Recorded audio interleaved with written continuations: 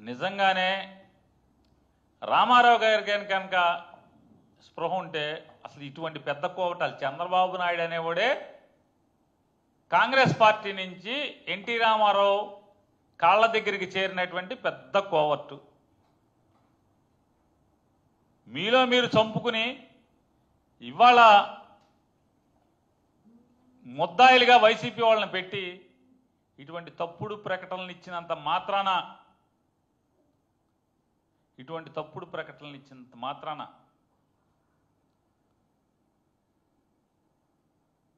ఈ పాపాల నుంచి చంద్రబాబు నాయుడు నీ ప్రభుత్వం లేదా మీరు కానీ కడిగి వేయబడజాలరు అనేది గుర్తుంచుకోమని చెప్పని హెచ్చరిక జారీ చేస్తూ నాడు ఎన్టీ రామారావుకి వెన్నుపోటు పొడిచి ఆయన కాళ్ళు పట్టుకుని కుర్చీలోంచి కిందకి ఈడ్చావు కాబట్టే ఇవాళ ఎన్టీ రామారావు గారి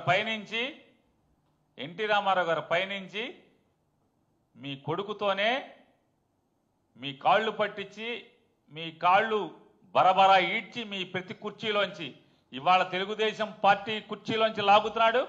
రేపో మాపో ముఖ్యమంత్రి కుర్చీలోంచి కూడా లాగే రోజు తొందరలోనే వస్తుంది. ఎన్టీ రామారావు గారి పైనుంచి ఆనంద బాష్పాలు ఆయన ఆత్మ ఆనంద బాష్పాలతో తడిసి ముద్దవుద్దని చెప్పని కూడా మీకు తెలియజెప్తున్నాం.